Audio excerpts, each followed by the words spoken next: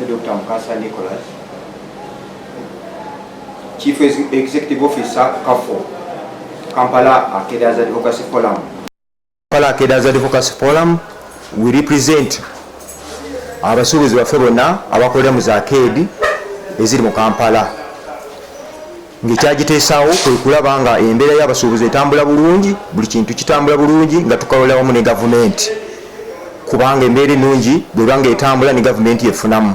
Ensonga lwaki tuvuddeyo ng'aba Kampala Arcadians Advocacy Forum nga twagala twogere ku bintu ebitagenda bulungi mu maaso kati. Tusooka okwebaza omukulembeze w'eggwanga okuyamba okulaba nga olutalo lwa COVID-19 lulwanibwa n'obuyambi bwonna bw'ataddemu kye kirungi nga taata w'abaana ekyakikoze. Naye kati waliwo ebintu ebirina okutunulirwako. Loans zikyagenda mu maaso. Abasuubuzi baffe bonna abali mu kibuga batambulira ku loan zino amabanka gatandise dde okuweereza, organisation eziwola abantu ziweereza zijjukiza sente zo ziri due on Friday, sente zo ziri due on Monday. Tubadde tusaba nga Kampala Arcadians Advocacy Forum ku lw'abasuubuzi baffe bonna abali mu Uganda wadde abo b'amakontiina, gavumenti etegeeze Bank of Uganda eyimirize abantu abo basaba loan, abantu babenga basasula kuba tebalina gye bagenda kujja ssente. Eno nsi ekula bukuzi, it's a law developed country, ekitegeeza nti abantu zebakolawo zebalya tebajja kusobola kusasula loan ezo mu budde buno, basooke bakiyimirize paka ng'obulwadde buno bugenda mu maaso buyimiridde. Ne twongera okusaba gavumenti ku rent eyogereganye n'abagagga bannannyini bizimbe, tukimanyi nabo balina obuzibu obw'aba loan, naye gavumenti bw'eba evuddeyo ng'omuntu bwaddiza ku bantu. Gavumenti yaffe ebadde mu buyinza okumala emyaka 34, naye tuba tufunye obuzibu nga buno, calamity nebeerawo, tubadde tusaba gavumenti eveeyo eyambe ku bantu, kubanga ebadde bagiwa omusolo emyaka 34. Olw'omulundi guno ogumu gavumenti kinagikosa ki? Bw'eba evudde nega nti abasuubuzi baffe tugenda bakwatirako ku musolo, abasuubuzi baffe tugenda bakwatirako ku rent nga tuyamba n'abagagga, kubanga nabo balina zirooni nga baganda baffe era tukimanyi. Naye gavumenti erina okuvayo neyimirira ng'eraga okusiima nti emyaka gyonna 34 emisolo tugisasula, nange ngisasula, buli kintu kikolebwa. Ebyo tuvuddeyo tubirage omukulembeze w'eggwanga abimanye, kubanga ddala abantu basasula omusolo mu kwagala. Naye waba waliwo okukosebwanga kuno, gavumenti yaffe naye yalikoze nga gavumenti endala ng'eze Kenya, nazo gavumenti nga zino ng'eni yaffe, ng'eya Rwanda, ng'eza South Africa zavuddewo ne zigamba nti katuyambe ku bantu baffe. Kati bw'ogamba abantu babeere mu nju ebbanga lino lyonna, tusaba gavumenti yali badde tunane ku masannyalaze. Amasannyalaze tegava Rwanda, tebagakolera Kenya, gava wano waffe. Bagambe nti omwezi guno, emyezi gino amasannyalaze bannaffe tugabasonyiye. Amazzi gava wano Zira, ga gavumenti yaffe gaffe gava mu Nalubaale and the like. Gavumenti eveeyo egambe nti mu budde buno katubayambeko ku kintu ky'amazzi abatuuze baffe abali mu maka gammwe kati, kubanga those are the essential commodities. Ekirala gavumenti eveeyo egambe nti ebintu ebikozesebwa waka bwe tuli mu buzibu buno obugenda mu maaso tekijja kusuula gavumenti yaffe, kuba tugimanyi President Museveni agikutte bulungi, esente we ziri esobola okuyamba ku bantu wano. Kyekiraga omutima ogusiima nga President bulijjo bw'agamba nti abantu babeere patriotic, kubanga gw'olaba nga abantu bakaaba baga nti tulina kyakulya, naye ate bo bavayo buvambi muggale tuwadde solution. Muggale abantu bagambe nti muggaleewo omwezi guno temujja kusasula amasannyalaze, omwezi guno amazzi gavumenti kebataase, omwezi guno ebintu ebikozesebwa waka byali badde bikendeera. Jo era nali njogerako nensaba gavumenti ekendeeze ku mafuta, kubanga amafuta gega it's a mode of communication, buli kintu kyonna ekirina okukolebwa mu ggwanga amafuta gabeerako. Gavumenti yaffe bebe ekendeezezzaako mu mwaka gumu guno beeguti abantu muleme kubanga temulaba birungi bivudde mu gavumenti. Gavumenti yaffe abantu bano bagikoledde birungi byereere. Nze ndi representing abasuubuzi baffe abasinga okuleeta ssente mu gavumenti. Kati abantu abo banga economy kwetambulira ne bavayo ne basaba obuntu buno butono bonna obuwulire babusaba mu mutima gwa mukwano. Iyi gavumenti yaffe yali tuyambye netwogererako n'ababbanka. Iyi gavumenti yaffe yali tuyambye amazzi ne tusasula n'amasannyalaze, kubanga ebintu abantu bali waka kati. Ebintu ebikozesebwa waka, sukaali, sabbuuni, emmere, ebintu ebyo biveeko omusolo bikendeere. President agambye buli kintu kitolebeko ebisingi 5, ebisingi 3. Ekintu ekyo ajja kukola President w'eggwanga ng'abantu bazizza omutima. Abantu bajja kubanga badde omutima, kubanga bye baagala birungi ate biyamba eggwanga, ate bo bakwagala. Twongera okusiima effort Ministry of Health gyekoze okulaba nga ddala abantu balwanyisa obulwadde bwa COVID-19 obuleetebwa coronavirus.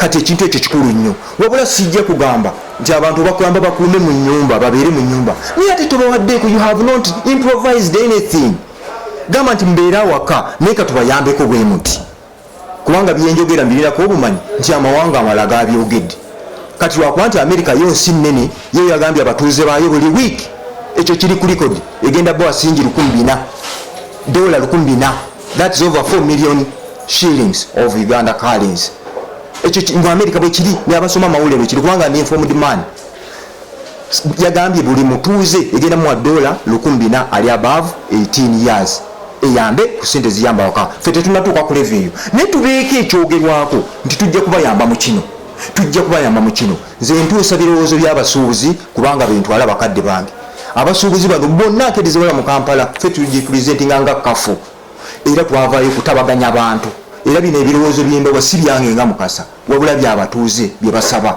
nga basaba nti gavumenti bebeeri nsiimu nabe bawulirize kubanga bwe bataata w'abaana tosobola kusanga waka nga tewali mmere n'obagamba mwebake bwebasimbaagala nnyo ogende wakaamaadi neweewera omuceere noga neewozeyo omuceere kilo zino 2 abaana bange kamulye oye taata omulungi mwebake tunaalaba enkya mwebake taata oba olina kyobissaawo taata omulungi anoonyeza abantu ekyokulya kati pulezidenti w'eggwanga ye taata w'eggwanga lino alabe bwayingira mu nsonga ezo kubanga yenna asobola ozimaliriza teri muntu mulala ate pulezidenti awuliriza bino byensabye mbisabye mutima mulungi olw'okwagala eggwanga lyaffe nga njogera Kafo Kampala Akeda's Advocacy Forum.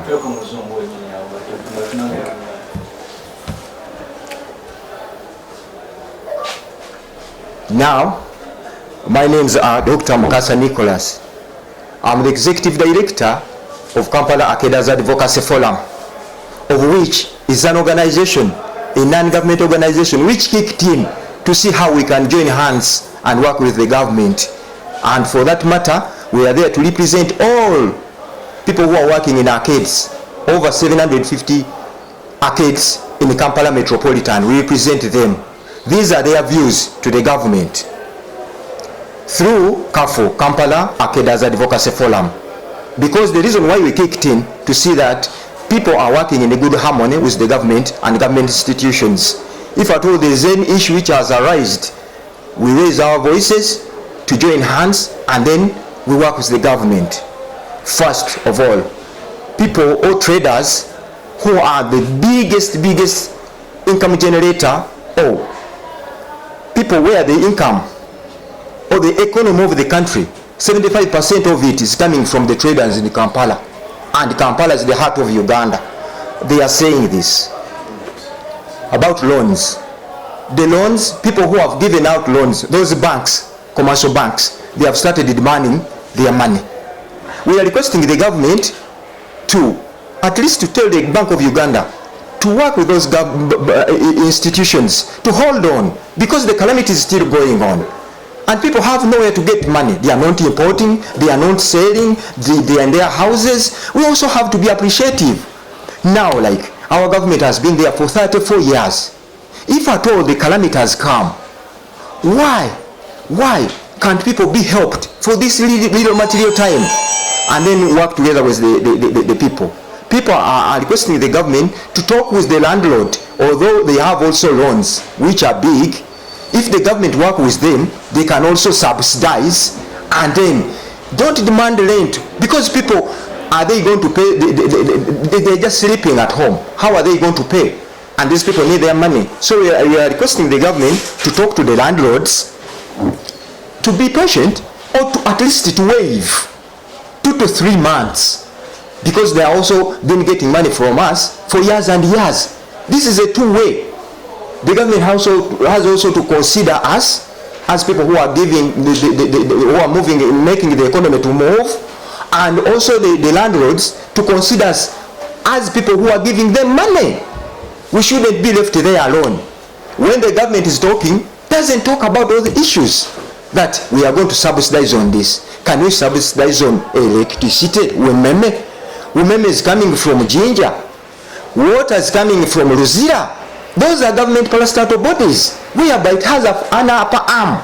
It can say, yeah, for the 2 months, like other governments have done, we have waived that. Now for the loans, please interest is not going to be calculated, we are going to handle this. Because President Museveni has an upper arm. He can handle this and then people be happy. People are there now lamenting, saying that if at all we've been able to be paying taxes for 34 years and this thing has just come out within a shortest while of time, why can't the government come up and say, now for now we are going to provide you with the commodities for home use for the period you are going to be staying at home. They are not talking about it at any moment. But these are human beings, by the way. Never love someone to be there when you only need something from him. Love that person when you are there to also give a hand. Because at the end of the day, revenue is also going to come, needing income tax, needing pay as you earn, needing everything. These are the people. And that is the voice we are passing over to the government to be considerate. If the government is considerate, these people are also willing to comply. Kindly, the Minister for Trade this morning nullified the statements made some 2 days back. Amanya Hamulonkato Hussein nga nze chairman wa Kampala Akedaz Advocacy Forum Kafo ekibiina ekigatta abasuubuzi fenna abakolera mu kibuga Kampala. Ntwala omukisa guno okutegeeza abasuubuzi baffe fenna abakolera mu kibuga Kampala nti tutwale obuvunanyizibwa bw'amaanyi nnyo ku bulwadde buno obwa coronavirus obuli mu nsi yonna nga bwafuuse buzibu. Era ntwala omukisa guno okubiriza family z'abantu ab'enjawulo mbasuubuzi bannange fenna tube nga abantu baffe tubakuumira mu nnyumba n'okuteeka mu enkola y'abakugu aba health gye baavudde nayo okulaba nga tuyitamu okuba oliawo okona obulwadde buno. Ate era njagala okukozesa omukisa gwe gumu okwongera ku bigambo bya Executive Director Dr. Mukasa byayogedde ku nsonga y'abapangisa abali mu kibuga Kampala mu akedisi z'omu Kampala. Enkola eno y'obulumi ffe tugimazeemu ebbanga ddene okuva boodalo ezaggalwa mu ggwanga Uganda n'obutale bw'omubuulo nti fe abasuubuzi abakola mu kibuga Kampala, abantu betusuubuza mu kiggwanga lino Uganda oba mu kibuga Kampala baba bava bweru, oluusi abamu bava Congo, abamu bava Rwanda, abamu bava Sudan ne walala. Naye bwe baggala ensala ezo abasuubuzi bamaze wiikisi 2 nnamba ndowooza ogatta ku mbeera gye badde bawangali mu kibuga Kampala nga bo amaduuka abamu baali bagaggala dda olw'ensonga nti abasuubuzi baffe baali babastopinga naye nga twali tulina kyakkola olw'obulungi obuli mu kutangira obulwadde buno butakusaba na Uganda twali tulina okigumira. Naye ate bwe kyazze era nikiba kijjewo public transport ffe twalabidde ddala nga batuggadde indirectly. Naye kyamukisa mulungi minisita waffe ow'ekitiibwa ow'ebyobusuubuzi Amelia Kyambadde amakya ga leero asazizza mu statement yali agambye nti abantu bajje bagula akeedi. Enkola entuufu naye tutunuulire nnyo mu bintu ebikosa abasuubuzi nti looni zisigaddewo ng'abazze bazoogerako bazoogerako era abantu bakyafuna message eza payments zaabwe nga basasula looni zaabwe.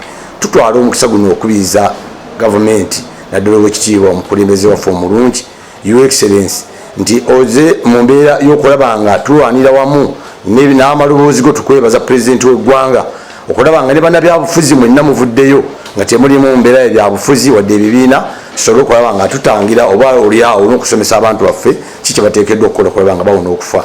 Naye ensonga ya looni eno tusaba mugiteeke mu bintu ebikulu ebiri mu abasuubuzi kuba abasuubuzi abasinga obungi bagenze mu lusirika luno nga bali ku risiki nnene.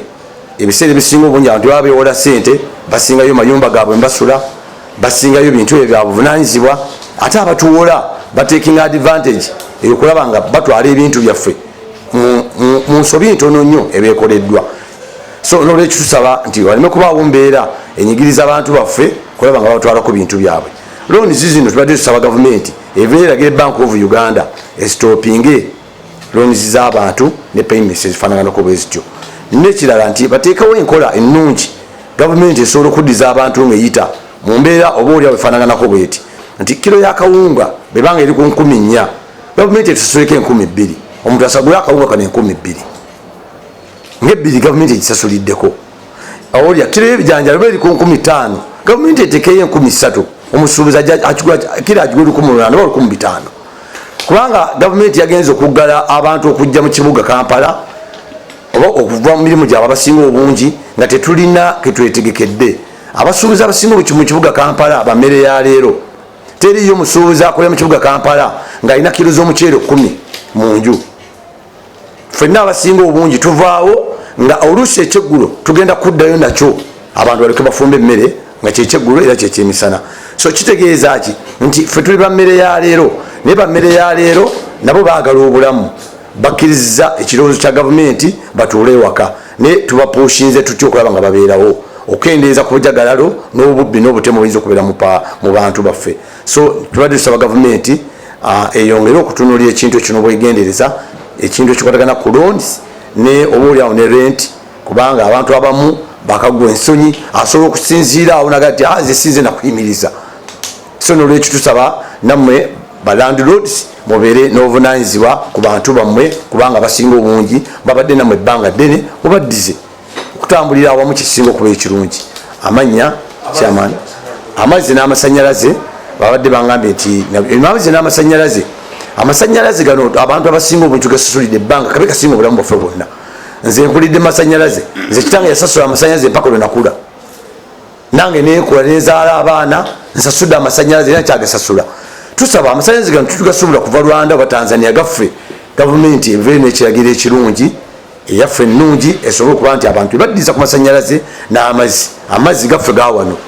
So ebintu ebyo ebitwandikirwako mu bulamu buno bwa bulijjo tubenga gavumenti tusaba ebeere ng'eteekamu kapush eyambe ku bantu oba oliawo n'amafuta tubenga tusobola kutambula obulungi n'okulwanyisa ekirwadde kino. Otherwise mbasaba ffenna bannayuganda tuteeke mu nkola ebiragiro ebituweebwa gavumenti ne abakulu ab'ebyobulamu oba oliawo tunatutadde mu nkola tujja kusobola okuvunduka olutalo lwe tulimu. Olutalo luno lunene naye lusanze tetwetegese, naye olutalo lwe lukugwirako olina kwambala bwambazi gloves n'otandika okulwanagana nalwo, ye muntu omuzira.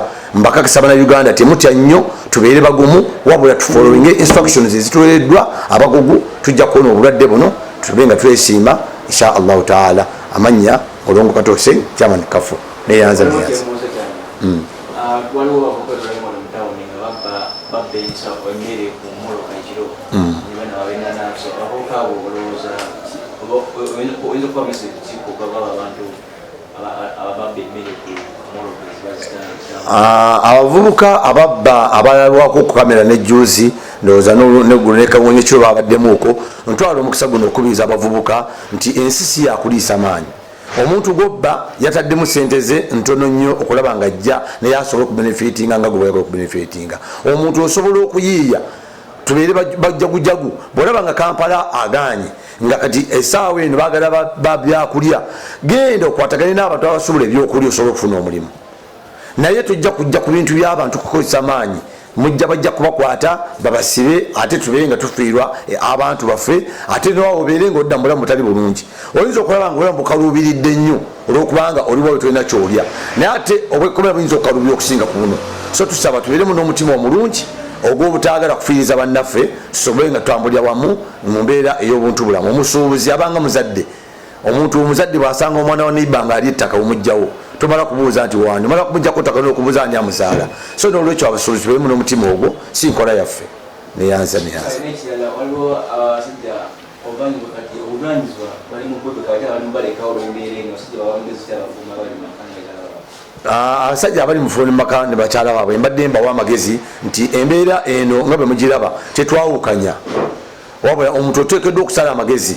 Olina we wava okujja e Kampala, tetenkanya olabe butya buyinza okuyita mu mbeera, either oyinza okusalawo nosala amagezi n'okwasaganya ne munno nemala butya mujjawo abantu mu kibuga Kampala. Ekirala twali tusaba gavumenti nti abantu abamu bagondezeemuko ku ntambula, kuba abantu abamu bandyagadde okuva mu kibuga Kampala nga tajja kusobola kubeerawo na famire ye, yeyongereyo essembabule gye bamuzaala naye nga takyasobola kukola ki kutuuka mu kyalo gye yava.